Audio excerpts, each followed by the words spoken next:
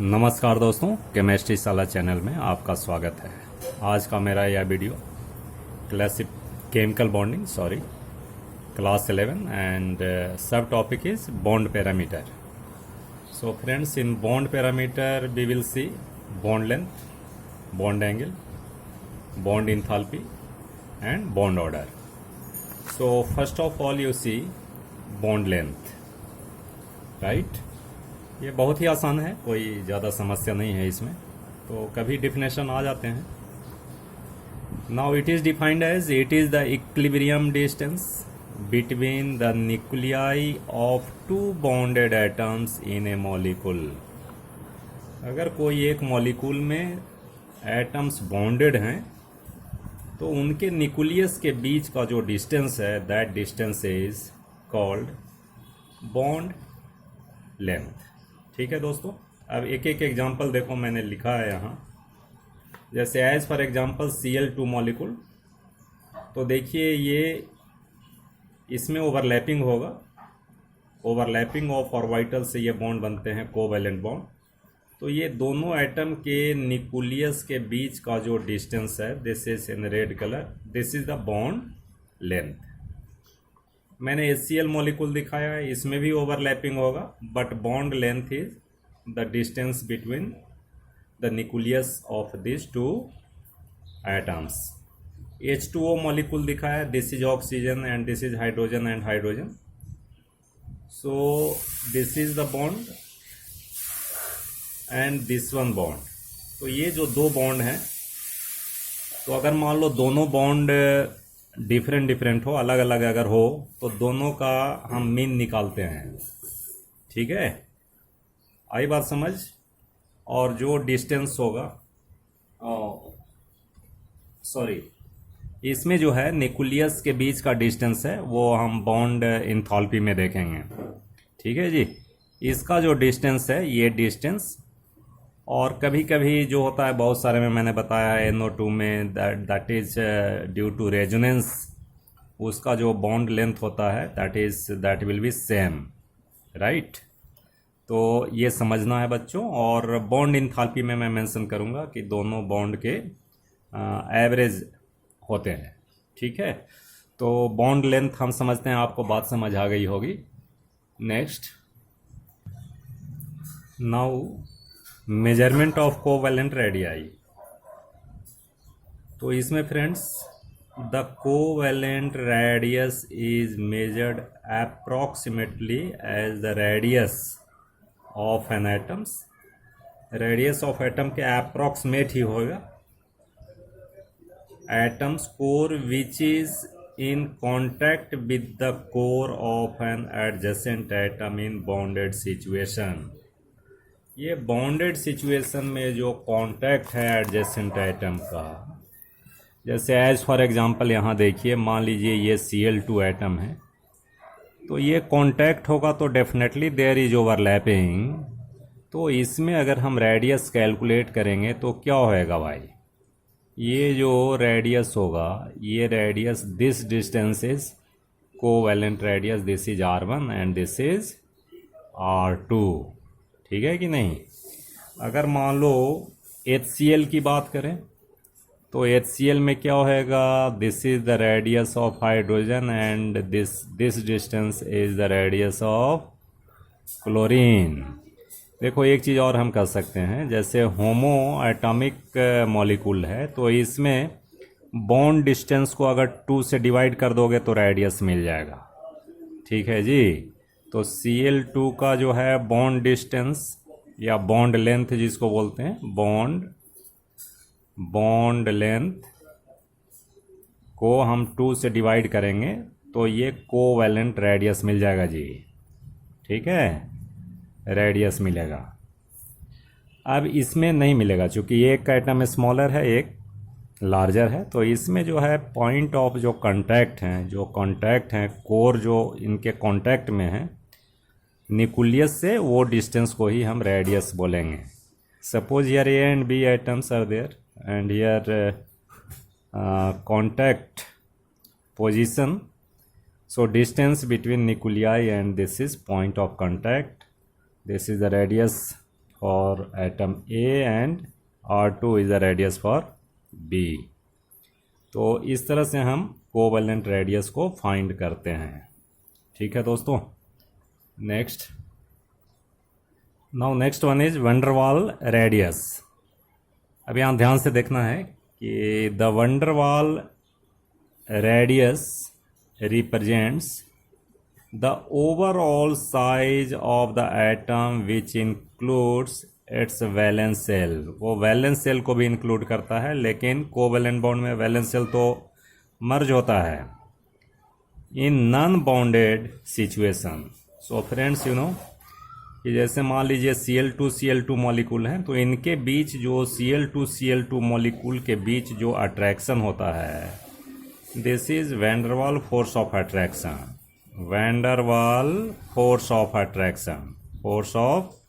Attraction. ठीक है। तो देखिए van der Waals force of attraction आगे क्लास में पढ़ेंगे कि जो नॉन पोलर मॉलिक्यूल हैं उनके बीच फोर्स ऑफ अट्रैक्शन होता है, that is very big force, this is called van der Waals force of attraction. तो देखो ये Cl2 मॉलिक्यूल और ये Cl2 मॉलिक्यूल अट्रैक्टेड हैं। अब ये वैन डर वाल रेडियस क्या है भाई, कि इसमें देखो अगर हम कोवैलेंट रेडियस की बात करें तो covalent radius this is the covalent radius.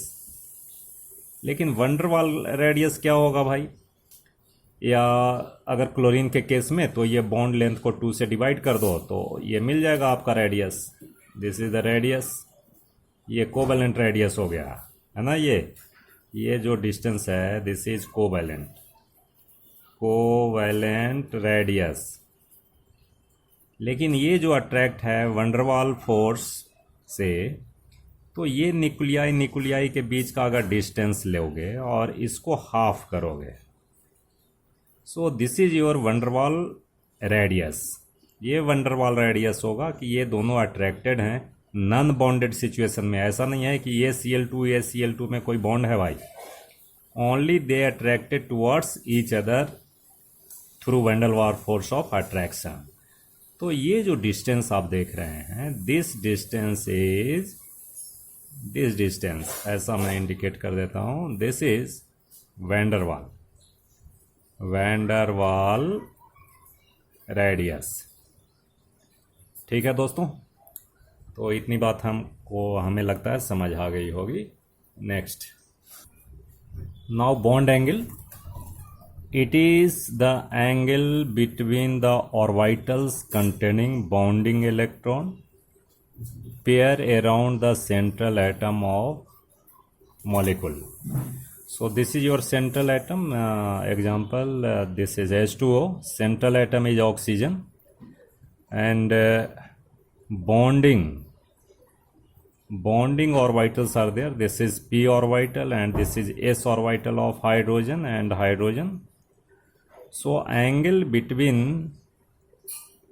bonding orbitals having electron, ये जो bonding orbitals हैं इनके बीच का जो एंगल है, this is called bond angle.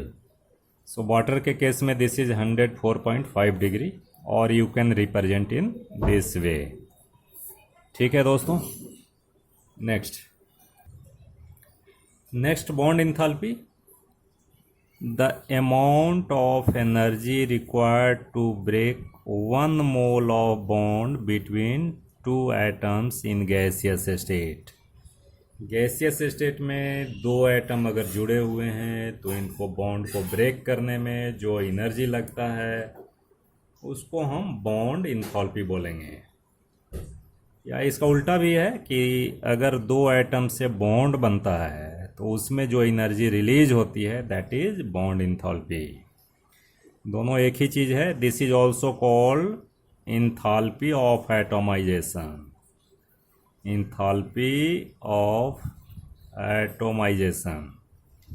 Atomisation इसलिए कि एनर्जी जो लग रहा है मॉलिक्यूल को एटम बनने में, उसी को इंथैल्पी ऑफ एटोमाइजेशन या बॉन्ड इंथैल्पी कहेंगे। देखो ऑक्सीजन के केस में क्या है कि it is 498 kilo joule per मोल, इतना लगता है भाई। HCl के केस में देखो इसमें बॉन्ड इंथाल्पी कितना होगा, या बॉन्ड डिसोसिएशन इंथाल्पी भी बोल सकते हो। तो this is 431.0 kilo joule per मोल। ठीक है दोस्तों। Next, now next one is mean और एवरेज बॉन्ड इंथाल्पी।